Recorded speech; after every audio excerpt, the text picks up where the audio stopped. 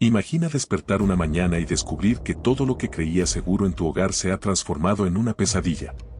Una madre amorosa, una familia aparentemente feliz, y una tragedia tan aterradora que ni la justicia ni la ciencia han podido explicar del todo.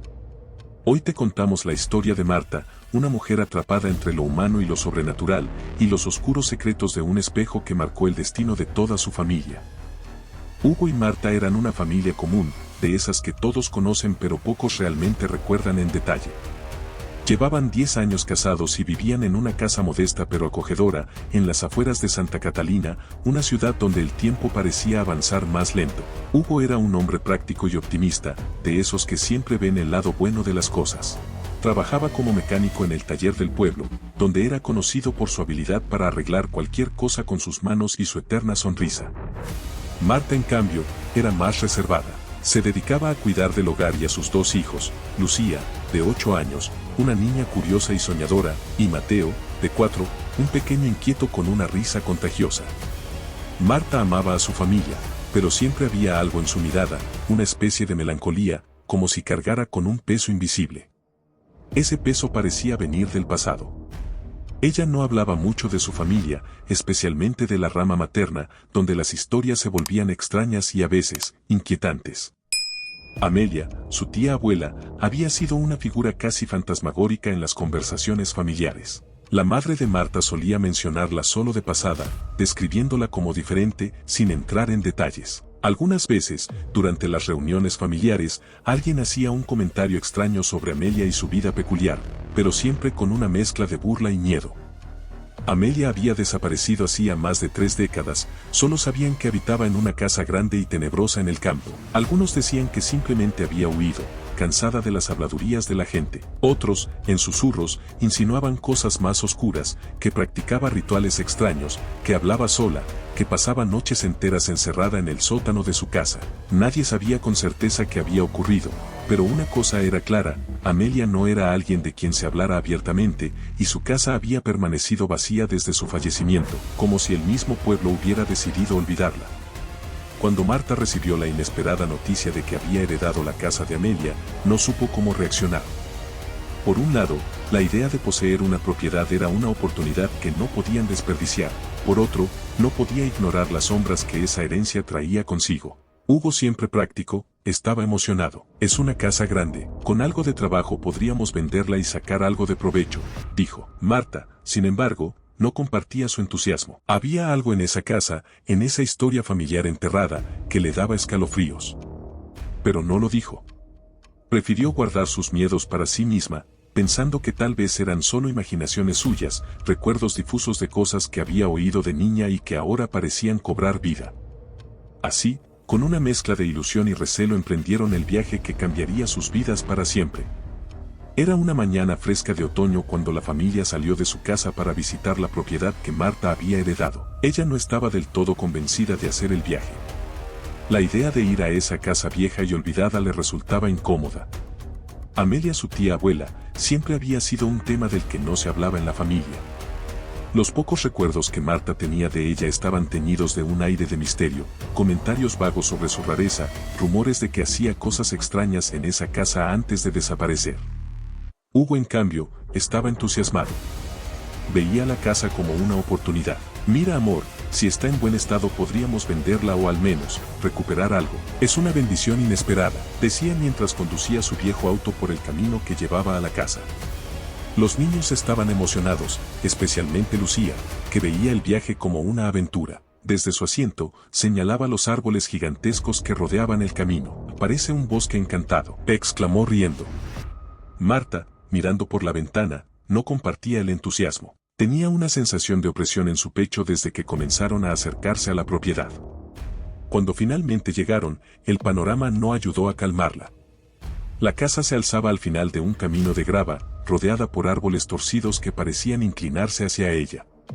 Era grande pero deteriorada, con ventanas rotas y paredes cubiertas de musgo. Había un portón de hierro oxidado que chirrió al abrirse, como si nadie lo hubiera tocado en años. Hugo intentó bromear para aliviar la tensión. Bueno, necesita algo de amor, pero tiene su encanto, ¿no? Dijo mientras Marta lo miraba con escepticismo. Los niños corrieron hacia la puerta principal, que estaba entreabierta. Hugo los detuvo. Esperen, primero revisemos que no haya nada peligroso adentro, les dijo. Cuando entraron, el olor a humedad y abandono los envolvió.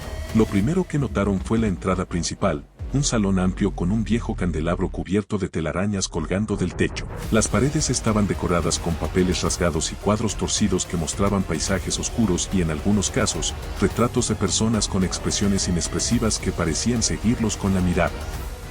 Definitivamente, esta casa necesita una limpieza profunda, comentó Hugo, intentando romper el silencio incómodo. Mientras Hugo se dirigía a las habitaciones superiores para inspeccionarlas, Marta y los niños comenzaron a explorar la planta baja. El comedor tenía una larga mesa de madera con sillas desiguales y velas derretidas todavía en los candelabros. El lugar parecía detenido en el tiempo. Cuando llegaron al desván, el ambiente se sentía más pesado. La puerta, hecha de madera maciza, emitió un gemido profundo al abrirse. Lucía, con su típica curiosidad infantil, corrió hacia el fondo del desván y señaló algo detrás de un montón de cajas viejas. «Mira, mamá. Hay un cofre aquí». Marta se acercó con cautela. El cofre estaba cubierto de polvo y tenía un candado oxidado.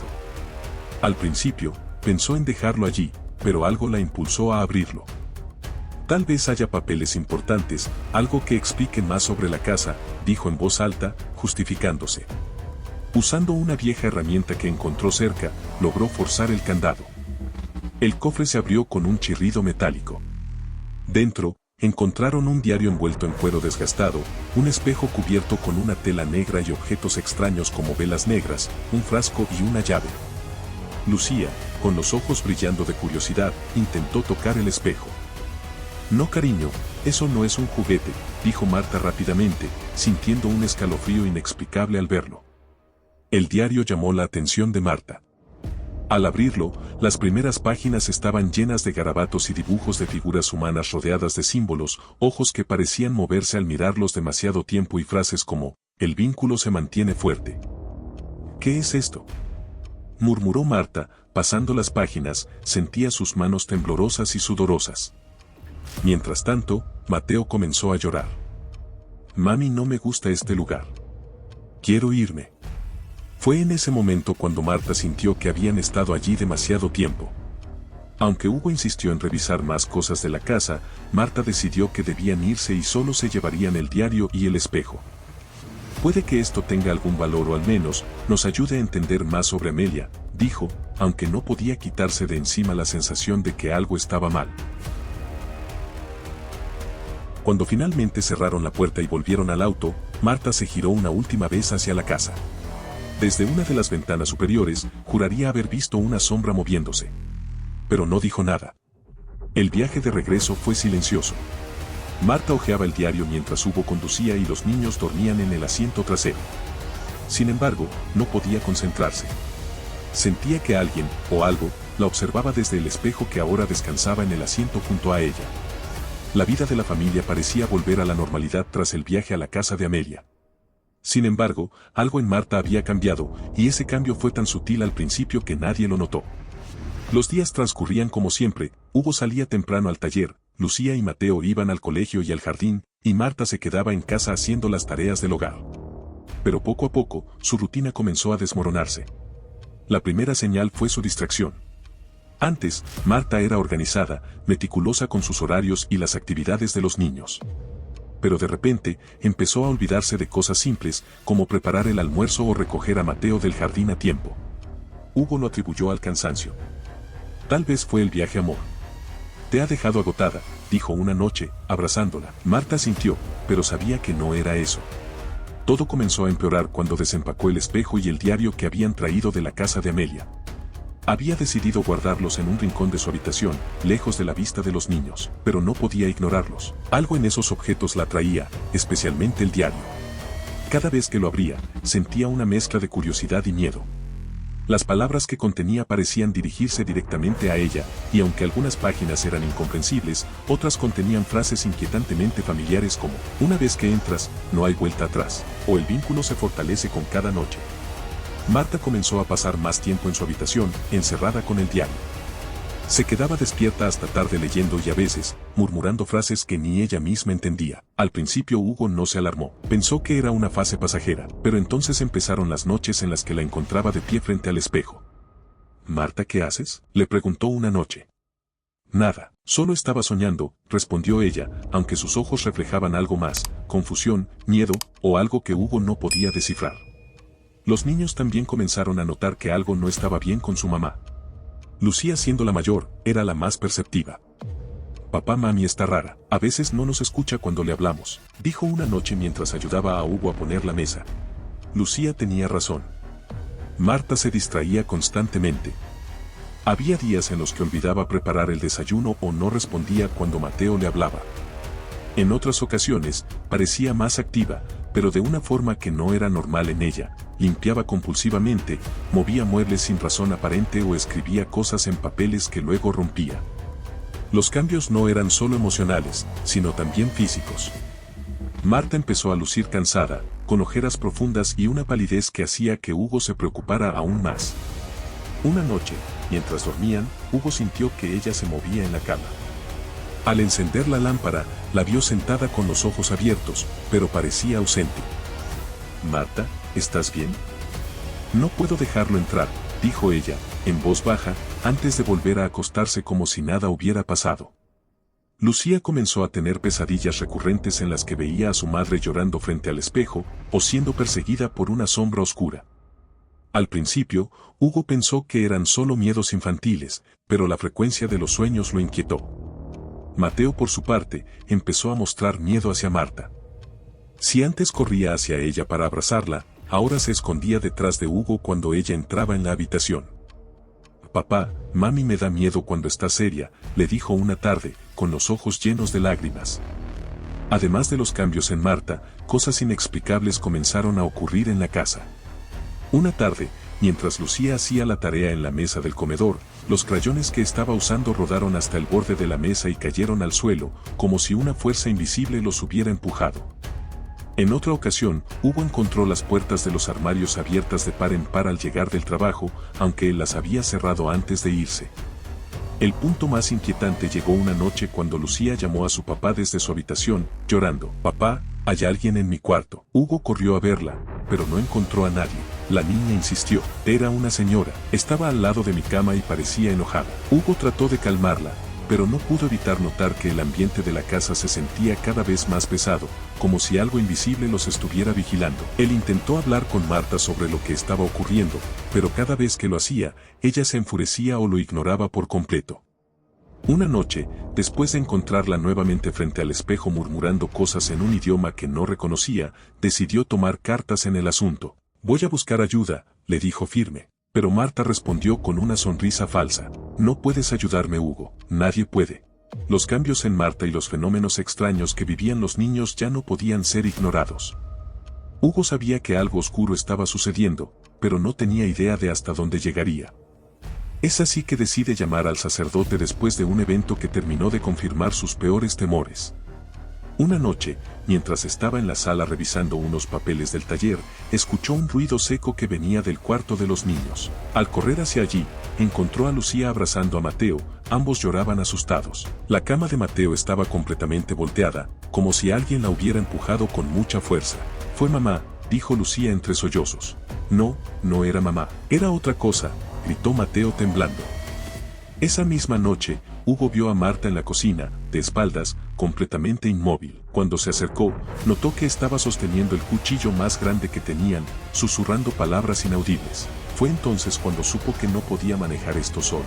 Con el teléfono en mano, Hugo llamó al sacerdote amigo de la familia, el padre Ignacio, un hombre mayor, conocido por su calma y devoción. Al principio, Ignacio intentó restar importancia a los relatos de Hugo. «Hijo, muchas veces el miedo nos hace ver cosas que no están ahí. Tal vez tu esposa está atravesando una crisis emocional». «No, padre. Esto no es normal. Mis hijos están aterrados, y Marta ya no es la misma. Por favor, venga a la casa.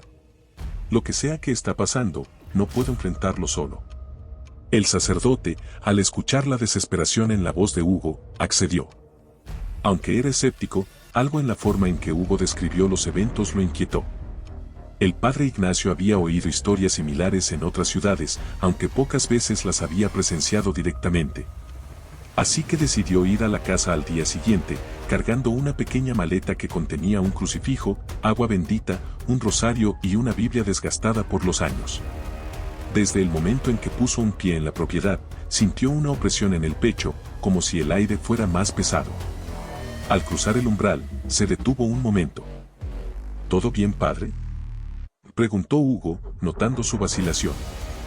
La casa tiene una energía peculiar, respondió Ignacio con cautela, ajustando su cruz al cuello. Marta estaba en la sala cuando el sacerdote entró. Parecía tranquila, casi demasiado tranquila, sentada en el sofá con una taza de té entre las manos. Levantó la mirada y esbozó una sonrisa extraña. «Así que trajiste ayuda. Qué considerado de tu parte», le dijo a Hugo con una voz más fría de lo habitual. El padre notó de inmediato algo extraño en Marta. Sus ojos parecían oscurecidos, como si una sombra invisible se reflejara en ellos. Decidió no confrontarla de inmediato. En cambio, pidió permiso para recorrer la casa y bendecir cada habitación. Marta no opuso resistencia, aunque su sonrisa se mantuvo fija mientras lo seguía con la mirada. El sacerdote comenzó por la sala, donde roció agua bendita en cada esquina mientras recitaba oraciones en latín. Luego pasó al comedor y la cocina, pero fue al llegar al pasillo que llevaba a los dormitorios, donde la temperatura pareció bajar repentinamente y se detuvo en seco. ¿Hay algo más allá de estos cuartos?, preguntó, sintiendo un peso extraño. El espejo. Está en nuestra habitación, dijo Hugo, casi en un susurro. Cuando el padre entró al dormitorio, su mirada se dirigió de inmediato al espejo. Aunque estaba cubierto por la tela negra que Marta había colocado, parecía irradiar una presencia palpable. El sacerdote extendió la mano para retirarla, pero Marta apareció en la puerta. «No debería tocar eso, padre», gritó Marta, con una voz ronca. El padre Ignacio no se dejó intimidar. Retiró la tela y observó el espejo. El sacerdote comenzó a orar, pero la respuesta fue inmediata. La lámpara del techo se apagó de golpe, y una ráfaga de viento helado recorrió la habitación, aunque las ventanas estaban cerradas. De repente, Marta dejó escapar un grito desgarrador y cayó al suelo, convulsionando. El padre Ignacio corrió hacia ella, colocando el crucifijo sobre su frente, mientras Hugo sujetaba a sus hijos, que lloraban aterrados desde la puerta. Marta, con una fuerza inexplicable, empujó al sacerdote y comenzó a reírse, una risa de esas que te hielan la sangre. En ese momento supo que no podía manejar esto solo. Ayudó a Hugo a calmar a Marta, quien tras el episodio, parecía débil y confundida, como si no recordara nada. «Esto es más grande de lo que imaginé», le dijo a Hugo. «Necesito consultar con otros sacerdotes. Puede que sea necesario realizar un exorcismo, pero debo preparar todo con cuidado. Esto no es algo que se tome a la ligera». El padre Ignacio se marchó poco después, prometiendo regresar lo antes posible. Pero al salir de la casa, miró hacia las ventanas del segundo piso y sintió que algo lo observaba. Ese día, rezó como no lo había hecho en años, pidiendo fuerzas para enfrentarse a lo que estaba por venir. Luego decidió viajar esa misma noche en busca de ayuda. Mientras tanto, en la casa de la familia la tensión alcanzó niveles insoportables luego de la visita del padre. Hugo, aunque aterrorizado por lo que estaba ocurriendo, decidió quedarse. No tenía a dónde ir con sus hijos. Su familia no vivía cerca. Además, no concebía la idea de dejar a Marta, porque sabía que también era una víctima, y él seguía aferrado a la esperanza de que pudiera volver a ser la misma. Esa noche, Marta parecía tranquila. Preparó la cena para todos, algo que no hacía desde hacía semanas. Hugo intentó aprovechar el momento para hablar con ella, pero cada vez que lo hacía, ella desviaba la conversación con una sonrisa desganada. Los niños estaban inquietos, pero comieron en silencio, mirando de reojo a su madre. Cuando llegó la hora de dormir, Hugo insistió en que todos se quedaran juntos en el dormitorio principal. «Por si acaso», comentó, intentando sonar despreocupado, aunque la verdad era que no quería dejar a los niños solos ni un momento. Marta no protestó, pero Hugo notó algo extraño en su actitud. Parecía más dócil, casi demasiado. A medianoche, Hugo despertó sobresaltado. Marta no estaba en la cama. Miró a su alrededor y vio que Lucía y Mateo seguían dormidos a su lado, pero el ambiente en la habitación era tenso. Un extraño sonido provenía del pasillo, como un susurro que se mezclaba con pasos suaves. Hugo salió de la cama y siguió el ruido, llamando en voz baja. «¿Marta? ¿Estás bien?» El pasillo estaba oscuro, pero al final se veía una tenue luz que parpadeaba. Cuando se acercó, notó que era el espejo que estaba en el suelo y sin la tela que lo cubría. El miedo se apoderó de él y su corazón empezó a latir con fuerza, pero no vio a Marta por ningún lado. Decidió regresar al cuarto y quedarse con los niños. Horas después, justo antes del amanecer, Lucía fue la primera en despertar.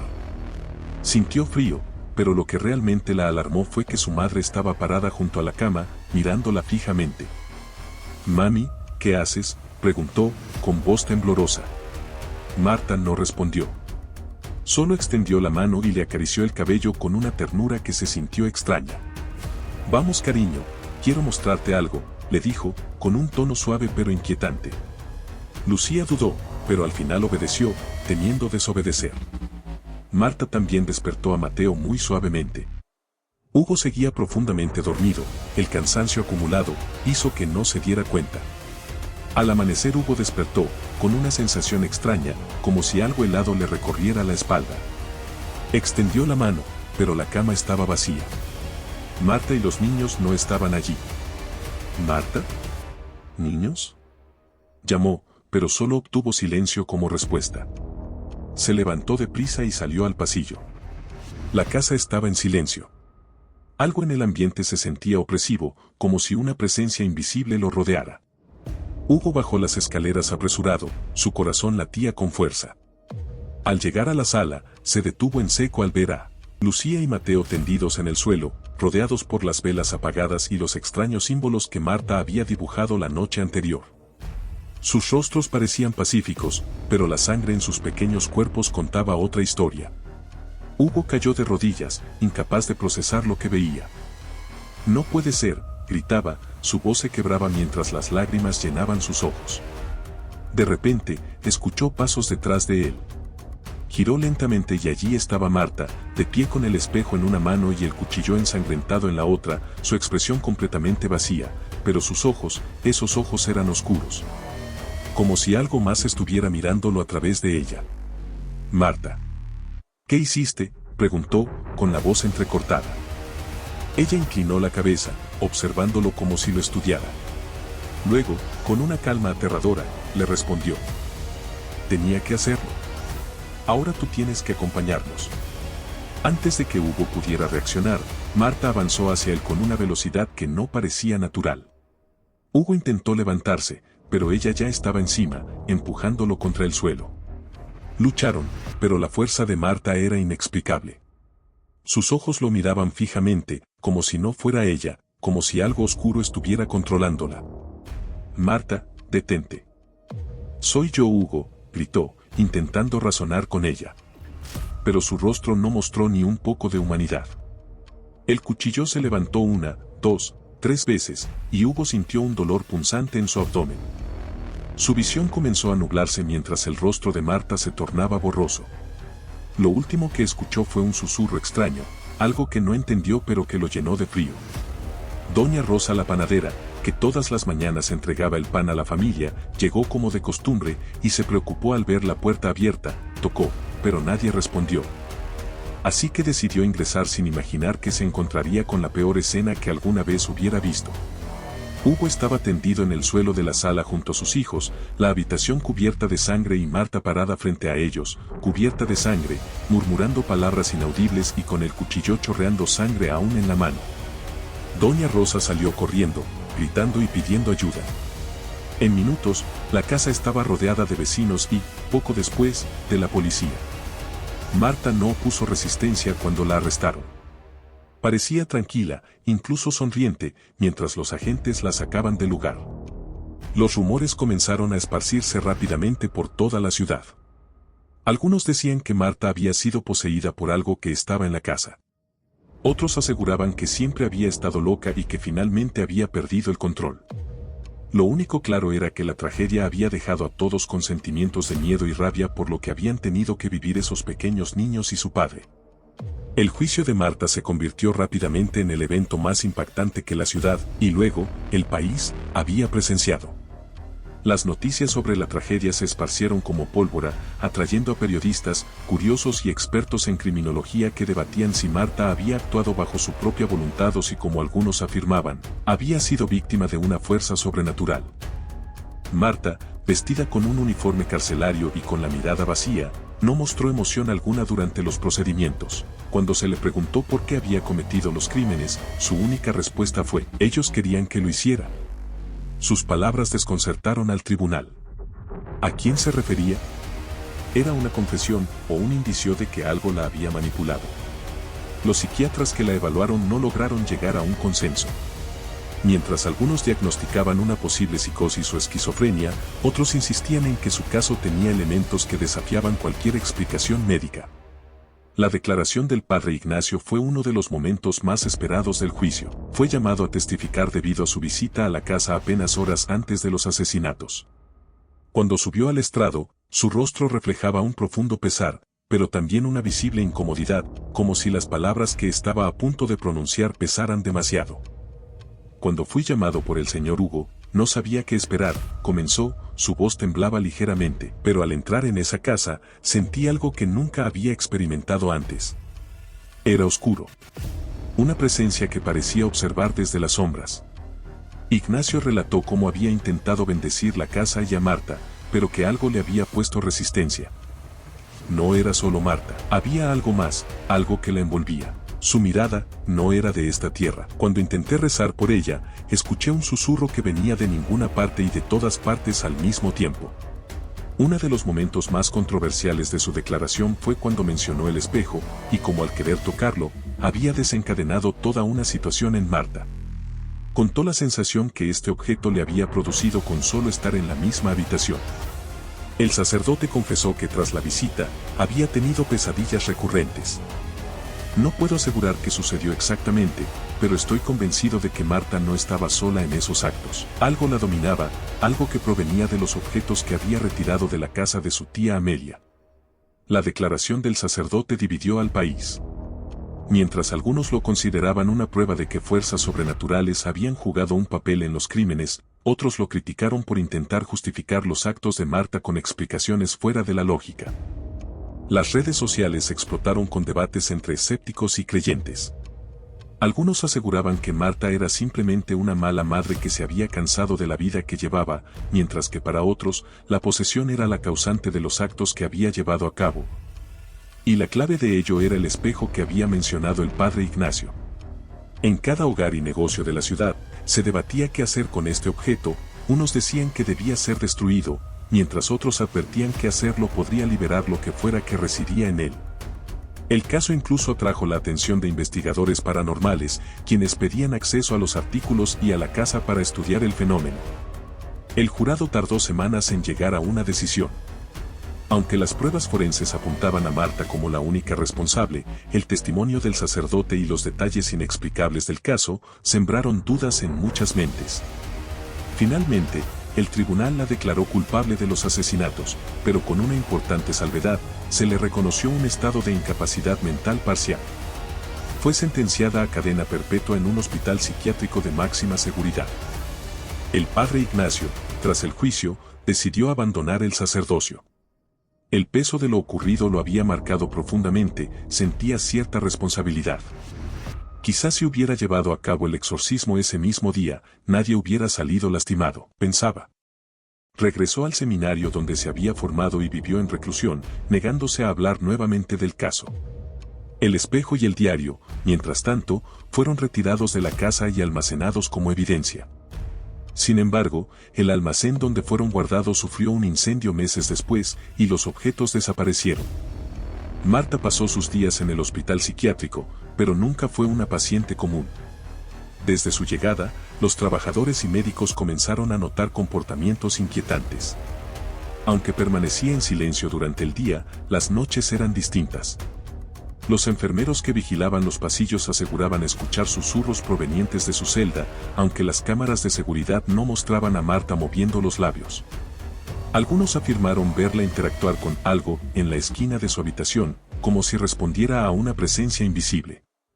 Cuando se le preguntaba por sus crímenes, no mostraba arrepentimiento ni emoción alguna, pero en ocasiones mencionaba una frase que escalofriaba a quien la escuchaba. Ellos siguen conmigo, nunca se fueron. Con el tiempo, Marta dejó de responder incluso a los estímulos más básicos. Sus ojos parecían fijarse en un punto distante, como si estuviera atrapada en un mundo al que nadie más podía acceder. Murió 5 años después, aparentemente de un infarto, aunque algunos testigos dijeron que su rostro, en sus últimos momentos, mostraba un terror indescriptible. El caso de Marta y la tragedia de su familia no solo atrajo la atención de los medios, sino también de investigadores paranormales. Varias personas visitaron la casa después de los eventos, intentando captar fenómenos inexplicables. Muchos relataron sensaciones de opresión, temperaturas anormalmente bajas y sonidos extraños provenientes de la sala donde había ocurrido la tragedia.